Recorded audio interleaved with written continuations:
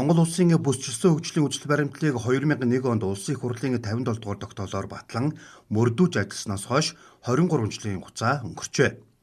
Энэ хугацаанд олон улсын бүсчилж хөгжүүлэх бодлого, орон зайн эдийн засгийн хөгжлийн бодлогод мэдээллийн технологийн нөлөө, шинэ онолын загварууд боловсруулагдсанаар бүсчилж хөгжүүлэх бодлого төлөвлөлт цоошин шатанд яригдах болсон юм а.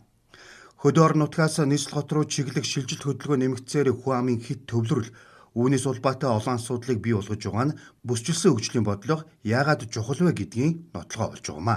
Бүс болгоны онцлог тохирсон ялгаатай бодлогыг хэрэгжүүлж өнөөдөр ажилгүйдэл ядуурлыг орон нутагт бууруулах, газар зүйн заалттай брэнд бүтээгдэхүүнээ орон нутаг бий болгох, бүгд адилхан бүтээгдэхүүн үйлчилгээг эрхлээдийнхээс илүү өөрийнхөө нөхцөл нөөц байршлын давуу тал, түүх, соёл, өв уламжлалтаа таарсан ийм онцлог төрөлцсөн бодлогыг хэрэгжүүлж өнөөдөр энэ ажилгүйдэл ядуурл уурах юм а гэдэг ийм дэлхийн нийтийн чиг хандлага байгаа. Хэд төвлөрлийг задлах тэнцвэртэй хөгжлийн гарц бол бүсчилсэн хөгжлийн бодлого юм.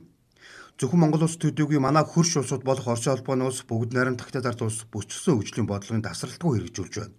Түүнчлэн Аз, Европын өндөр хөгжилтэй бүхэл улс орнууд бүсчилсэн хөгжлийн бодлогоор эдийн засгийн хөгжлөө эрчимжүүлж илүү үр нөлөөтэй, өгөөжтэй, үр дүнтэй хөгжлийн загварт шилжээд байгаа юм а. Монгол улсын бүсчилсэн хөгжлийн шинэ үжил баримтлалын хүрээнд Хангай, Баруун, Хойд, Төвийн, Зүүн, Говийн, Улаанбаатарын гэсэн эдийн засгийн 7 бүс тэдгээрийн хөгжлийн тэргүүлэх чиглэлийг батлаад байгаа юм а.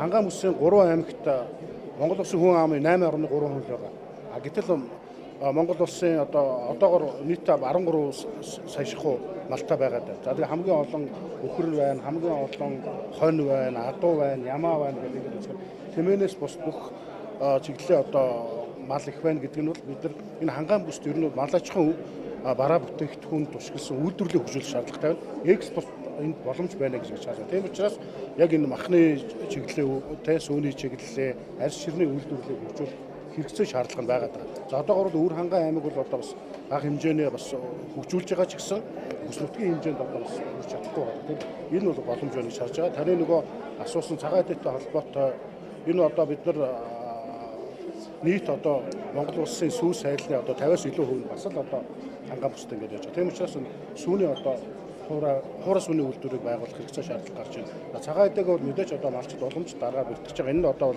инновац шингээх хэрэгцээ шаардлага бас байна гэж хэлж байна. Мэдээж мега төслүүд гэхээр бид нар олон талаас нь харж байгаа. Ард иргэдийн амьдралыг өөрчлөх, дээрэс нь иргэдийн амьдралд бодиттой өөрчлөлт орох, олон хүний амьдралд өөрчлөлт орох төслийг бид нар мега төсөл гэж ойлгож байгаа. Тэрнээс их мөнгө орсноор тэр мега төсөл байх уугүй юу гэдэг асуудал бол өөр хэрэг.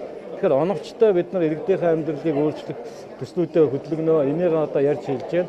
Гол нь бол дэд үтцийн салбар чухал байна.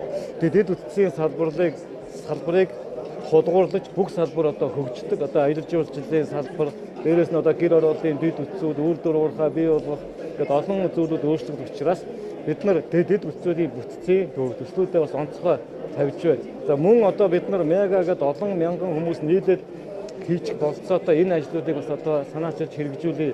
Хангай бүсийн аймаг сумдын хөгжлийн бодлого төлөвлөлт, төрх хувийн хвшлийн хөрөнгө оруулалтын хүрээнд бүс нутгийн үйлдвэрлэл, үйлчлэгээ эрхлэгчдийн үйл ажиллагааг өргөжүүлэх нь чухал.